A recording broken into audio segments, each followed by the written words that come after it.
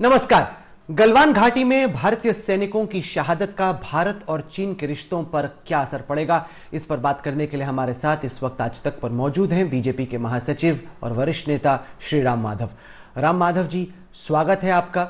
देश भर में सवाल उठ रहे हैं कि क्या भारतीय जनता पार्टी के राज में सैनिकों को रोका गया चीन पर हमला करने से? किस तरीके से 20 भारतीय सेना के जवानों की आपके रहते रहते चीन की सेना के हाथों शहादत हो जाती है, और क्यों भारतीय सेना सही टाइम पर चीन को जवाब नहीं दे पाई? इसका आप क्या कहना चाहेंगे देश की जनता? परसों सीमा पर जो घटना हुई उसमें जो हमारे वीर जवान शहीद हुए हैं, उनके शहादत पर पूरे देश को, पूरे राष्ट्र को एक तरफ दुख भी है तो दूसरी तरफ गर्व भी है। वे सीमा में अपने सीमा के हर एक इंच की रक्षा करते हुए अपना बलिदान दिए हैं, और उस प्रक्रिया में दूसरी तरफ भी काफी पर्याप्त मात्रा में उन्होंने अपना बदला लिया भी है। ये अलग बात है, चीन अपने कैजुअलिटीज की संख्या बताती नहीं है, छिपा के रखती है, पर आज प्रश्न उधर कितना मरे इधर कितना मरे इससे ज्यादा, क्योंकि कोई भी सैनिक मरता है तो सबको दुख होता है, पर इसके पीछे जो मानसिकता चीन की है, उस मानसिकता को रोकना आज प्राथमिकता है। भारत की सीमाओं को धीरे धीरे निबल करना, धीरे धीरे अतिक्रमण करना, ये नीति जो चीन की है, इसका हमारी सेना दृढ़ता से आजकल जवाब दे रही है, उनको आगे घुसने नहीं दे रहे हैं। हमारा प्रयास रहेगा कि ये जो टैक्टिक चीन का है, उस टैक्टिक का भरपूर विरोध हमारी सेना करेगी, हमारी सरकार सेना के साथ पूर्ण रूप से खड़ा रहेगा, और आगे भारत की भूमि पर कोई 1 इंच भी जमीन वो चीन कब्जा कर पाए, ऐसी स्थिति को हम अनुमति नहीं देंगे। प्रधानमंत्री मोदी ने सार्वजनिक तौर पर यह ऐलान किया कि भारतीय सेना के जवानों की शहादत व्यर्थ में नहीं जाएगी। पठानकोट उरी के बाद हिंदुस्तानी सेना ने, वायुसेना ने पाकिस्तान को मुंह तोड़ जवाब दिया। क्या यह माना जाए कि आने वाले वक्त में भारतीय सेना ठीक उसी तरह से चीन की सेना के खिलाफ बदला ले पाएगी? देश अलग है, सीमाएं अलग है, संघर्ष का तरीका अलग होता है, संबंध अलग होते हैं, पर जरूर प्रधानमंत्री जी ने जो कहा है कि हमारे जो वीर जवान हैं उनका बलिदान व्यर्थ नहीं जाएगा, उसका शायद प्रधानमंत्री जी और सरकार के मन में या दिमाग में कुछ विचार होगा। वो किस रूप का है, क्या होगा, उसके लिए हम सब जरूर इंतजार करें, पर विश्वास रखें कि जब प्रधानमंत्री जी कह रहे हैं कि व्यर्थ नहीं जाएगा, बिल्कुल व्यर्थ नहीं जाएगा। इस पूरी हिंसा से यह सवाल उठता है कि क्या भारत की जो चीन को लेकर नीति थी वो गलत थी? जिस तरीके से साबरमती नदी के किनारे प्रधानमंत्री मोदी और चीनी राष्ट्रपति शी जिनपिंग झूले झूल रहे थे, ममल्लापुरम में मंदिरों के दौरे कर रहे थे, उससे जो एक तरीके से तस्वीर उभरी वो दोस्ती की थी। दशकों पहले भी चीन ने धोखा दिया था। उस वक्त आपका आरोप यह था कि पंडित जवाहरलाल नेहरू स्थिति को समझने में, चीन को पढ़ने में नाकाम रहे। क्या आज की तारीख में वही सवाल आपसे और आपकी पार्टी से पूछा जा सकता है? नहीं, इसीलिए कि आज की स्थिति में पहले की स्थिति से बहुत बड़ा एक अंतर है। सभी देशों के साथ दोस्ती का संबंध रखना भारत का डीएनए है, मूल स्वभाव है। इसका अनुरूप हम चाहते हैं कि सभी के साथ अच्छा संबंध हो, और जब कोई देश के नेता भारत आते हैं तो उनका सम्मान हम जरूर करते हैं, पर जहां तक सीमा की रक्षा का प्रश्न है, पहले से भिन्न आज हम सीमा पर एकदम सतर्कता से हमारी सेना गश्ती करती है। चीन को पहले जैसे इस देश की भूमि के अंदर घुसने नहीं देती है, सीमा में रोका जाता है। आप जिन घटनाओं का जिक्र कर रहे थे सीमा के अंदर, वो घटनाएं इस बात के परिचायक है कि आज सेना जब वो आगे आते हैं तो चुपचाप नहीं रहती है, उनको रोकती है। उसमें हथियार यूज नहीं करने का हम दोनों देशों के बीच एग्रीमेंट्स थे, उस एग्रीमेंट्स के कारण आज हथियार का प्रयोग नहीं होता है, पर फिजिकली उनको रोकने का प्रयास होता है। वो प्रयास तगड़ा होता है, और ये इसका कुछ कभी कभी हमको भी कुछ नुकसान उठाना पड़ता है, जैसा गलवान घाटी में अभी 2 दिन पहले हुआ। पर यह इस बात का परिचायक है, भले ही हमारा स्वभाव जो दोस्ती का है उसका हमने नहीं छोड़ा हो, पर हमारा दूसरा जो स्वभाव है कि हमारी सीमा के हर इंच जमीन की रक्षा के लिए हम तत्परता से काम करेंगे, उसका भी परिचय आज हम दे रहे हैं। इसलिए पहले की व्यवहार और आज के व्यवहार में एक बहुत महत्वपूर्ण अंतर है। हम दोस्ती का संबंध चाहते हैं, पर जमीन पर भारत की सार्वभौमिकता, भारत की भूमि, भारत की सम्मान की रक्षा के लिए हमेशा सर्वदा सतर्कता के साथ हम खड़े रहेंगे। आप ये कह रहे हैं कि भारत की सरजमीन की हर इंच का हम लोग ख्याल रखेंगे। हकीकत यह है कि पेंगोंग जो झील है उसमें करीब 8 किलोमीटर का जो इलाका है, फिंगर 8 से फिंगर 4 का इलाका, उस पर फिलहाल चीन का कब्जा है। भारत का मानना है कि line of actual control finger 8 से होकर गुजरती है, चीन फिलहाल फिंगर 4 तक आ गया है। तो ये जो 8 किलोमीटर का रास्ता है फिंगर 8 से लेके फिंगर 4 तक, वहां पर तो चीन इस वक्त बैठा हुआ है। तो ये तो हकीकत है, आप कह रहे हैं कि हर इंच को आप बचा के रखेंगे। आज की तारीख में हकीकत लाइन ऑफ एक्चुअल कंट्रोल पर यह है कि चीन भारत की जमीन पर बैठा। हम पहले सरकारें जैसा ये कोई डिफीटिस्ट आर्गुमेंट नहीं दे रहे हैं कि परसेप्शन डिफरेंस है इसलिए ये कंफ्यूजन होता है। ये जो मैं कह रहा हूं ये बयान डॉक्टर मनमोहन सिंह का था 2013 में। आज उल्टा हम उन चीनियों को चैलेंज कर रहे हैं। गलवान वैली में भी जिस प्रकार चैलेंज हमने किया है और जिस प्रकार उनको पीछे जाने के लिए मजबूर किया है, जिस प्रकार डोकलाम में हमने किया है, डोकलाम में भी रोड बनाने के लिए आगे आ रहे थे, ट्राई जंक्शन को बदलने का कोशिश हो रहा था, हमने वहां बहुत तगड़ा विरोध किया, फिर चीन को पीछे जाना पड़ा। इसी प्रकार जहां जहां इस प्रकार की घटनाओं को चीन अंजाम देती है वहां हमारी सेना चैलेंज करेगी। आज पैंगोंग त्सो लेक के पास भी हम उनको चैलेंज करते हुए हमारी सेना खड़ी है। वहां की समस्या को भी, वहां के जो एनक्रोचमेंट हुई उसको भी जरूर जिस प्रकार से उसको समाधान ढूंढना है वो बिल्कुल हम करेंगे। मैं वही तो कह रहा हूं डिफरेंस। चीन की तरफ से सीमाओं का उल्लंघन करने का काम लगातार चलता है। पिछले 10 साल में मेरे ख्याल से 1000 से ऊपर ऐसी घटनाएं हैं जहां सीमा का उल्लंघन होता है। पर आज भारत की प्रतिक्रिया में भिन्नता देखिए। हमने तो उनके लिजनिंग पोस्ट को तोड़ दिया 2017 में, 2016 में, 15 में।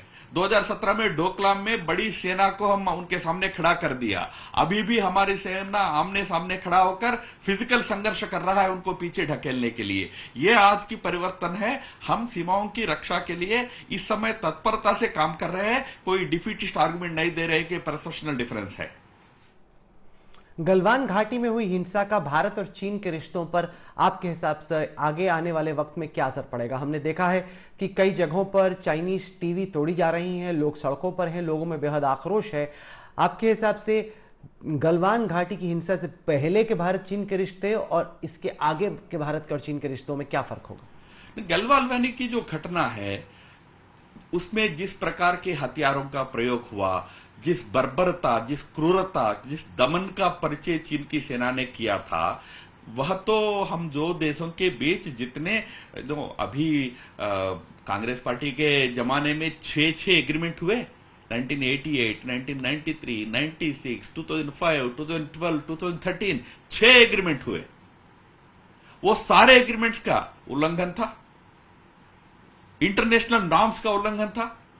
तो ये जो बर्बरता है उसका देश भर में जरूर आक्रोश है और इसीलिए देश में आज जनता चीनी वस्तुओं का बहिष्कार जैसे बड़े नारे लेकर आज प्रयास कर रही है। एक वॉलंटरीली, स्वच्छंदता से देश की जनता अपने गुस्से को एक सेंटिमेंट के रूप में परिवर्तित करके आज काम कर रही है। लोकतंत्र में जनता का सेंटिमेंट का सम्मान होना पड़ता है। हम सबको उस सेंटिमेंट का सम्मान करना चाहिए।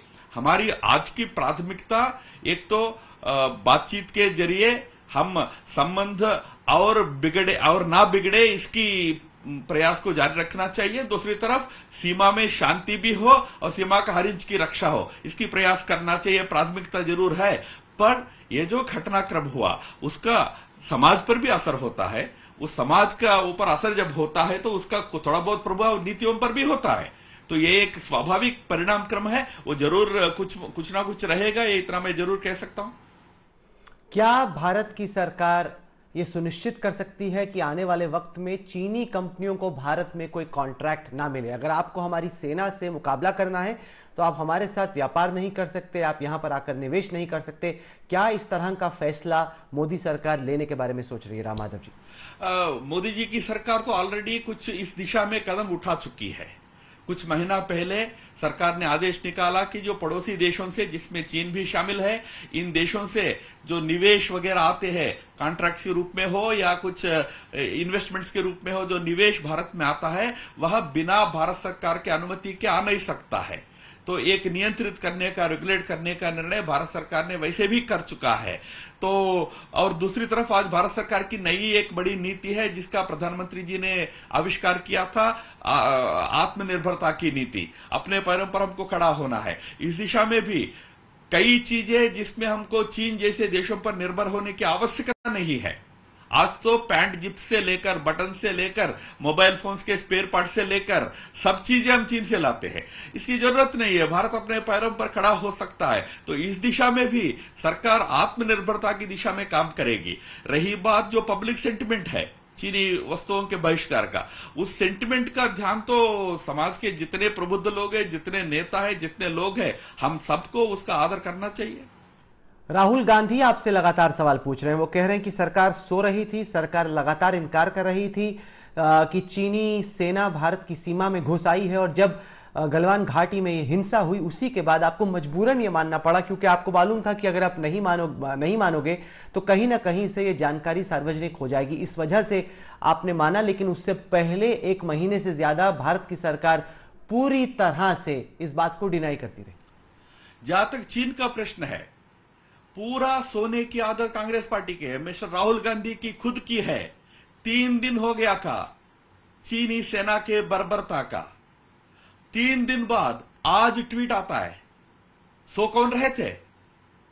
क्यों मुंह बंद था अभी तक? हमने डिमांड किया, हमने कहा कि आप भारत सरकार को गाली दे रहे हो, चीन को के बारे में एक शब्द नहीं बोल रहे हो, तब जाकर आज एक ट्वीट देखने को मिलता है, प्री मेडिटेटेड था वगैरह फलाना ढिमकाना। सो तो ये लोग थे। मैं पूछना चाहूंगा, 6 एग्रीमेंट किए, उसमें सीमा की रक्षा का क्या किए थे? क्यों फिर सीमा का उल्लंघन होता रहा? जब सीमा का उल्लंघन होता रहा, 14-15 दिन प्रधानमंत्री बोलते नहीं थे, 2-2 हफ्ता चुप रहते थे। और जब बोलते थे, ये बोलते थे कि नहीं, चीन का दृष्टि और हमारा दृष्टि में अंतर है, इसीलिए कंफ्यूजन होता है। चीन को बेनिफिट ऑफ डाउट देते थे। सो हम नहीं रहे। हम देश की रक्षा के लिए आज हमारी सेना उधर चीन के खिलाफ खड़ा होकर संघर्ष कर रही है, और उस संघर्ष का कोई वैल्यू नहीं है। और आज सेना के अधिकारियों पर प्रश्न उठाते हुए प्रेस कॉन्फ्रेंसेस करती है कांग्रेस पार्टी। क्या सेना के अधिकारियों की कोई राजनीति होती है? उनको अपना कर्तव्य मालूम नहीं है? तो इस समय जहां देश एक होकर हमारे सेना, हमारे देश की सरकार के साथ जहां खड़ा होना है, वहां कांग्रेस अपने क्षुद्र राजनीति चला रही है, वो भी जानकारी के अभाव में चलाती है। राहुल गांधी जी ने ट्वीट किया, अहंकार अज्ञान से ज्यादा खतरा है, ये हमारी सरकार के बारे में कहा है। मैं तो ये मानता हूं वो ये कह रहे थे, मोदी जी आप मेरे से ज्यादा खतरा है, यानी मैं अज्ञानी हूं, आप तो अहंकार दिख रहे हैं। शायद उनका कहना का अर्थ है। हमारा कोई अहंकार नहीं है, पर जरूर उस तरफ अज्ञान है, क्योंकि ये जो कुछ भी एग्रीमेंट्स की बात मैंने की थी, वो सारे एग्रीमेंट्स के अंतर्गत यही बात थी कि ये भी बात थी कि सीमा में जब एक दूसरे का आमना सामना होता है तो हथियार का प्रयोग नहीं होना। ये हमारा 2005 और 12 के एग्रीमेंट्स का हिस्सा था। हथियार लेके जाते थे तो भी बॉयनेट नीचे की तरफ रख के ले जाते थे। ये सारे नियम पिछले सरकारों के समय, मैं गलत सही की बात नहीं कह रहा हूं, अज्ञान की बात कह रहा हूं। आज हमारे सरकार को क्रिटिसाइज करने के वो अत्युत्साह में, दुरुत्साह में खुद के निर्णयों का भी ज्ञान कांग्रेस को नहीं है।